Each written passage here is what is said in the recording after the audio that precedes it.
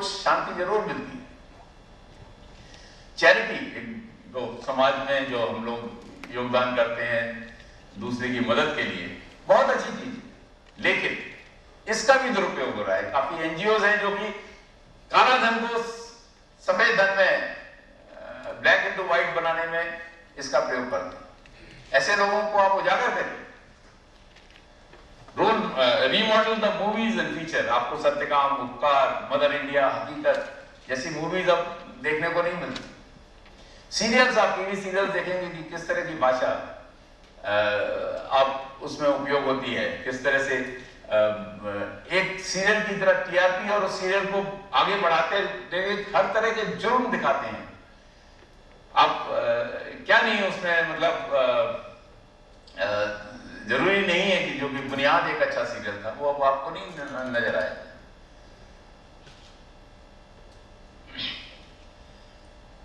अंत में ladies and gentleman, मैं आपसे काफी बात की और जो चीज ने जिसको मेरे को जोड़ा हुआ, मैंने आपको बोला जेएनयू वाले ने, और अभी हाल में जो बुलंदशहर में हुआ वो भी बहुत घृणित। मैं नहीं समझ सकता कि इससे बड़ा एक चीज, एक there has been a rape case in Bulandshahr in the night in which mother and daughter were raped by these people in front of the father and the husband and उसके ताऊजी के सामने। I think इससे बड़ा जो, मतलब it is something which is one can't imagine। ये एक बिल्कुल, ये जो पतन है, ये तो इसमें कुछ ना कुछ तो कहीं ना कहीं गलतियां हुई हैं, सबसे हुई हैं, समाज से हुई हैं, गवर्नमेंट से हुई हैं, इंडिविजुअल से हुई हैं, सबसे। हम अपने बौद्धिक इंटेलेक्ट को बढ़ाएं, हम अपने पढ़ाई लिखाई में, सही रीत रिवाज में अपनी परंपराओं को पकड़ें। मॉडर्निटी इज ओनली इन सोच एंड विचार। ये आप ध्यान में रखिए कि modernity is, yes we have to be modern, we should be able to face the world, talk and discuss and debate on any subject, aerospace, nuclear, physics, anybody, any subject you take it and you should be able to talk with the best in the world, विद्वान लोगों से। लेकिन when it comes to tradition, अपनी परंपराओं को मत छोड़िए। मुझे कोई शक नहीं है अपनी इस यंगर जनरेशन में, क्योंकि मैं समझता हूं कि आप लोग भारत के भविष्य हैं और राष्ट्र के गौरव हैं। और ये जरूर आप लोग, क्योंकि अभी इतना नहीं है कि जो चीज बिल्कुल नीचे गिर गई है, ऐसा नहीं, आप जरूर इसको ऊपर लाएंगे। इसको जो भी प्रक्रिया है उसमें सुधार ला सकते हैं और आप, you will be the change. And मैं समझता हूं कि कोई चीज ऐसी नामुमकिन नहीं है कि जो नहीं हो सकती। अगर हम अपनी परंपराओं को पकड़ेंगे, हमारे पास डॉक्टर कलाम है, मदन मोहन मालवीय, सर सैयद अहमद खान, जिन्होंने क्या एक टोकरा लेकर उन्होंने भीख मांग के बनारस हिंदू यूनिवर्सिटी खड़ी कर दी। अगर ऐसा जज्बा है, ऐसे लोग थे, तो क्यों नहीं आज हो सकते, सब होंगे। अंत में मैं आप सबको बहुत बहुत धन्यवाद देता हूं और ईश्वर से प्रार्थना करता हूं कि आप सबको अपना आशीर्वाद दें, आपकी फैमिलीज को, आपके परिवार को खूब खुशी रखे और आप सबकी मनोकामनाएं पूरी करें। आज रक्षाबंधन का दिन है। मैं अपनी सारी प्यारी बहनों से को शुभकामनाएं देता हूं और मैं ईश्वर से प्रार्थना करता हूं कि वो उनकी सारी मनोकामनाएं पूरी करे और उनको ख्यात की तरफ अग्रसर करे, उनकी जो भी इच्छाएं हैं वो सारी पूरी करे। And to you all the very best. I wish you all the happiness and may God be with you. I wish you all become good professors, good scientists, good doctors, those who are eligible, good engineers, and since I am a Fauji, those who are eligible to join Fauj become good army officers. All the very best. Jai Hind.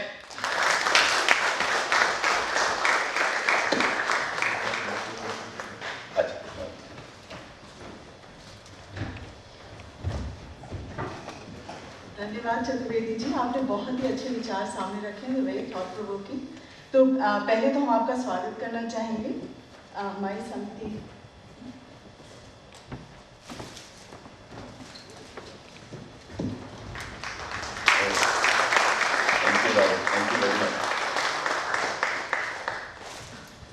और उसके बाद आप कुछ प्रश्न लेंगे? जी please. तो I just open it for questions. आप मुझे प्रश्न ये है कि जैसे कि वेनेजुएला है, सिंगापुर है, वहाँ पे कंपल्सरी फौज ज्वाइन करने के लिए है, तो ऐसा हमारे भारत में हो जाए तो क्या हम अपना एथिक्स बढ़ा सकते हैं, क्राइम कम कर सकते हैं? आपका प्रश्न बहुत अच्छा है। आपने मैं इस बारे में पहले भी बहुत बार विचार हुआ है, लेकिन हमारी जो फौज है वो वॉलंटरी फौज है। सिंगापुर में जनसंख्या बहुत कम है, इवन इजराइल में जनसंख्या बहुत कम है, और उनकी वो एक जरूरत है कि हर आदमी को नौकरी कराने, फौज में नौकरी कराने, नहीं तो उनके पास जितनी जरूरत है फौज की उतनी भी फौज नहीं होगी। हमारे पास ऐसा इस तरह की स्थिति नहीं है, और इस तरह की स्थिति नहीं है तो इसलिए शायद ये पॉसिबल भी ना हो। एक बार मैं जब फौज में था, हमने एक प्रपोजल दिया था कि आईएएस ऑफिसर्स कम से कम 2 साल के लिए फौज में नौकरी करें, और आपको आश्चर्य होगा कि उसका बहुत विरोध हुआ। कोई नहीं फौज में आना चाहता था, बल्कि एक नोटिंग तो ऐसी थी जिसमें लिखा था कि अगर आप इस तरह की चीज करेंगे तो आईएएस, अभी आर्मी ही अनपॉपुलर है, आगे जाके आईएएस भी अनपॉपुलर हो जाएगी। तो ये शायद एक भारत जैसे देश में पॉसिबल ना हो। लेकिन नैतिकता के बारे में ये जरूरी नहीं है कि केवल फौजी ही नैतिक होता है, हर आदमी नैतिक है। और मैं समझता हूं कि नैतिकता आपको अपने माता पिता, अपने गुरु, अपने परिवार, अपने गांव, वहां से ज्यादा मिलेगी, ना कि फौज में भी है। मतलब बेसिकली एक तो सिलेक्शन, जो सर्विसेज सिलेक्शन बोर्ड में जो आपका शायद हिंट है, वो बेसिकली हम उन चीजों पे ज्यादा ध्यान देते हैं, ना कि ब्रिलियंट स्टूडेंट। ये सब, एक बहुत ब्रिलियंट स्टूडेंट भी शायद एसएसबी पास ना कर पाए, लेकिन एक नॉर्मल स्टूडेंट जिसमें ये सब चीजें ज्यादा हैं वो पास कर देगा। तो वो चीजें जो नैतिकता के बारे में मैं समझता हूँ, ये आपको उसमें हम सबका सहयोग देने की जरूरत है। हमारे गुरुओं की जरूरत है, हमारे माता पिता को, हमारे भाई बहन, हमारे बड़े भाई, हमारे चाचा, सबको इसमें साथ, नेताओं की बहुत जरूरत है, सबको साथ। तो हम समय को देखते हुए हम 2 प्रश्न और ले सकते हैं, 2 जनों का। सो आज हम प्रोफेसर से शुरू करते हैं, फिर और 2। My Hindi is not not at all, sir. I understood everything. Yes, sir. So, and I agree with most of the points, but in terms of harmony versus competition, Yes. I think spardhaya vardhate vidya, they said. The thing is, competition is good in many aspects. In education, Yes. you need to compete. In athletics and sports, for example, competition is actually a very good thing. Of course, related to money making, right? Yeah. And then where my competition is not good. Yes. So what you say, sir, it is totally what your views are is correct. But स्पर्धा एक बहुत ही sporting उसमें होना चाहिए। Sports में स्पर्धा तो जरूरी है, नहीं तो अदरवाइज कैसे करेंगे? यस, इवन लर्निंग में भी जरूरत है, तभी आदमी अपने आप को ऊंचा करेगा। लेकिन मेरा जो आज इसमें जो मैंने बात की थी, वो बेसिकली हम जो व्यवहारिक तौर पे जानते हैं, जैसे कि बिजनेस मॉडल है, उसके बारे में मैं बात कर रहा था। मैं बात कर रहा था मेडिकल एथिक्स के बारे में, मैं बात कर रहा था जैसे कि अडल्ट्रेशन, फूड वगैरह, उन चीजों की ज्यादा था, उसमें द्वेष, तनाव, उन चीजों से। बट आपका पॉइंट बिल्कुल सही है सर, कि जो चीजें जहाँ पे एक अच्छी भावना से आपस में एक दूसरे से, तो उसमें भी। लेकिन स्पर्धा सर पढ़ाई में भी मैंने देखा है, 2 बच्चे दोनों ही बहुत ब्रिलियंट, और दोनों में ही कंपटीशन है, लेकिन यह वो दोनों एक दूसरे को सहयोग करते हैं, और तब अपने आप को वो भी, दैट आल्सो हैपेंस। आप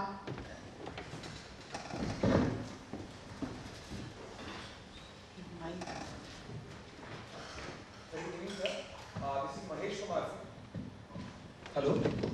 Good evening, sir. This is Mahesh Kumar Singh. I have a very question regarding that JNU incident. You were describing something about JNU. I was just a small question in that. Do you find anything responsible from the on behalf of the government itself? Means, is there any flaw in the government itself which is running right now, or you find everything responsible on the student behalf? Means, what I'm trying to you want to question the current government itself also, or you just want to put on a white sticker that everything is fine with the government and everything which has happened over there, only the student community which is turning over there is responsible for throughout this? Mahesh, about JNU incident, मैं सारे JNU के सारे student को नहीं बताता. मैं कुछ लोग जिन्होंने इसको परमिट, जिन्होंने इसको होने दिया, वो रिस्पॉन्सिबल है ना, और जिन्होंने इसको किया वो रिस्पॉन्सिबल. सारे तो मैं I am sure 90-95% of the children are very hard working, वो सब देशभक्त हैं सब पर. लेकिन कुछ लोग हैं जिन्होंने इस माहौल को इतना बिगाड़ा, तो मैं उसके लिए कह रहा हूँ. और गवर्नमेंट के बारे में जो बात है, गवर्नमेंट्स तो जाएंगी आएंगी. कल को कांग्रेस गवर्नमेंट अगर आ गई तो फिर JNU को और ज्यादा बढ़ावा मिलने लगेगा. आज NDA गवर्नमेंट है तो शायद उनको इतना वो नहीं मिल रहा, लेकिन उससे कोई फर्क नहीं पड़ता. जनता इज सुप्रीम. अगर हम समझते हैं कि वो गलत था तो वो गलत है. अगर गवर्नमेंट कहती है कि वो गलत है तो हम नहीं मानते करते. लेकिन अगर मैं अगर समझता हूं कि वो गलत था तो वो गलत है. दैट इज व्हाट मैं. अच्छा, आखिरी हम एक प्रश्न और लेंगे, उसके बाद सर, सबसे पहले तो आपका बहुत बहुत धन्यवाद कि आपके आज के नंबर पढ़े और हमें बहुत समाज प्रश्न बनाया. मेरा प्रश्न ये है सर कि आजकल जो भारतवर्ष में हम देखते हैं कि जो भी प्रॉब्लम्स हैं, समस्याएं हैं, भ्रष्टाचार को लेकर, आतंकवाद को लेकर, और विश्व की भी बात कर सकते हैं. जैसे ग्लोबलाइजेशन, वैश्वीकरण का समय है इस टाइम पे, तो मैं इस दौर को क्लैश ऑफ सिविलाइजेशंस देखता हूँ, सभ्यताओं का टकराव है. तो इन सभ्यताओं के टकराव में हम भारतीय, जो मेरी एक दृष्टि है, मुझे लगता है कि हम, जो मेरी जनरेशन है, हम थोड़ा लैक महसूस कर रहे हैं. हो सकता है कि हमारे पास नोबेल प्राइज विनर्स कम है, हो सकता है हमारी मूवीज को ऑस्कर्स कम मिलते हैं, या हम विज्ञान इंग्लिश में पढ़ते हैं, तो एक इंफीरियरिटी कॉम्प्लेक्स, एक कमतर होने की भावना धीरे धीरे आती जा रही है हमारी जनरेशन. इस वजह से जैसे भूटान ने अपना एक सूचकांक, एक मापांक रखा, ग्लोबल हैप्पीनेस इंडेक्स. क्या हम भारतीयता के कुछ पहलुओं को शामिल करके कुछ ऐसी बातें नहीं रख सकते सामने कि हम जिन पर गर्व कर सकें और सारा विश्व में उस तरीके से जाने? कहा जाता है कि जब NRI बन जाता है भारतीय तो ज़्यादा भारतीय हो जाता है, rather than staying here. नहीं, जो आप कह रहे हो उसमें काफी वो है, लेकिन हमारी जो धरोहर है वो तो ऑलरेडी इतनी संपन्न है कि उसमें कोई कमी नहीं. अब हम किसको रखें? वो तो पूरा देश, अगर आप देखें तो हर विदेशी आज चाहता है कि जो भारतीय मूल्य हैं, जो भारतीय हम लोग हमारे रीति रिवाज हैं, उनको अपनाना चाहता है. ये मैं आपसे इस बात पे कि हमको कोई हीन भावना है, इंफीरियरिटी कॉम्प्लेक्स नहीं. हमारे जो बच्चे बाहर गए हैं, they are the best. America में देख लीजिए, इंग्लैंड में देख लीजिए, ऑस्ट्रेलिया में देख लीजिए, जो हमारे साइंटिस्ट, जो even teachers, those who have gone, they are the best anywhere. तो वो अपने आप को हीन केवल इसलिए कि अमेरिका में जो लॉज हैं वो इस तरह के कानून है कि जरा आपके प्रति एक अलग व्यवहार होता है और एक अमेरिकन के प्रति अलग व्यवहार होता है. तो उसके प्रति आपने खड़ा होना है. जो आदमी अपने आप को खुद ही को कर बुलंद उतना कि भगवान अपने आप से पूछे कि तेरी वजह क्या है, that is the thing. And that people have done. And Nobel prize, that's not an indication, let me tell you. Nobel Prize are also manipulated. They जो इंडियंस को मिला है वो उनकी टोटल कैपेबिलिटीज के ऊपर मिला है. नहीं तो हमारे तमाम साइंटिस्ट हैं, हमारे तमाम लिटरेचर के लोगों ने जो उनको जो डिजर्व करते थे. पीस के मामले में हमको, मैं समझता हूँ कि बहुत से लोग हैं जिनको कि नोबेल पीस प्राइज मिलना चाहिए. ये अभी इतने दिनों के बाद सत्यार्थी जी को दिया है, तो ये कोई वो नहीं है. बहुत से लोग हैं जिन्होंने अच्छा काम किया. विशेष की वो को दे देते हैं कुछ ही टाइम. नहीं, बट दैट इज वो उसमें कोई वो नहीं है, बड़ा नहीं है. ठीक है, आगे के प्रश्न अगर और हैं तो बाद में ले सकते हैं आफ्टर द इवेंट. तो मैं चतुर्वेदी जी को एक बार फिर से धन्यवाद दूंगी. आप आए, अपने विचार रखिए. धन्यवाद. हमारी जो हिंदी समिति है जिन्होंने ये सारा ऑर्गेनाइज किया है वो भी कुछ बोलना चाहेंगे। धन्यवाद मैम। सर, हम लोगों ने आपके अनुभव से बहुत कुछ सीखा और हम भविष्य में आपके द्वारा दिए गए जो भी अनुदेश आपने दिए हैं, सुझाव दिए हैं, उसका पालन करने का प्रयास करेंगे। और आपने आधुनिकता, परंपरा और नैतिकता का जो परिभाषा दिया है बहुत ही सराहनीय है। इसके साथ ही मैं भौतिकी एवं गणितीय विभागाध्यक्ष प्रोफेसर राहुल पंडित जी से निवेदन करता हूं कि वो मंच पर आकर हमारे मुख्य अतिथि को स्मृति चिन्ह देकर सम्मानित करें।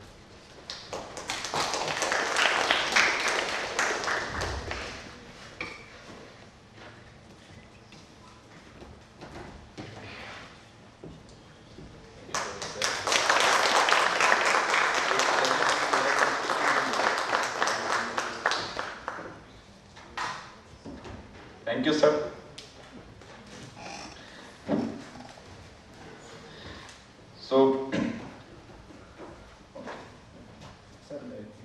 हेलो सर, एक मानस का हमारा मैगजीन है सर, इसको आप कृपया आग्रह करता हूँ आप इसको ले। मैं वोट ऑफ थैंक्स अब करना चाहूँगा और जो भी क्वेश्चन आप पूछना चाहते हैं, प्रश्न आप इस टॉक के समापन के बाद पूछ सकते हैं। मैं आदरणीय मुख्य अतिथि श्री विष्णुकांत चतुर्वेदी, भौतिकी एवं गणितीय विभागाध्यक्ष प्रोफेसर राहुल पंडित, राजभाषा एकक अध्यक्ष professor Anjula Guddu, professor you Ramamurthy, पदार्थ अभियांत्रिकी विभाग एवं इस सभागार में उपस्थित मित्रगण, आप लोगों ने अपनी व्यस्त दिनचर्या से समय निकाला और यहाँ उपस्थित हुए, इसके लिए मैं आप सभी को हिंदी समिति एवं राजभाषा एकक की तरफ से हार्दिक धन्यवाद देता हूँ। सर, आपके टॉक के बाद मतलब एक अंदर से जो फीलिंग है, अंतर्भाव, आपने उसको जागृत किया और हम नौजवानों को एक नया ऊर्जा प्रदान किया है। मैं दो पंक्तियां बोल के उसको जस्ट व्यक्त करना चाहता हूँ। मैं बोलूँगा, वक्त कम है जितना दम है लगा दो, वक्त कम है जितना दम है लगा दो, कुछ लोगों को मैं जगाता हूँ, कुछ लोगों को तुम जगाता हो। और अब हम इस सभा का समापन अपने राष्ट्रगान से करेंगे। मैं आप सभी से निवेदन करता हूं कि आप अपने स्थान पे खड़े हो जाएं।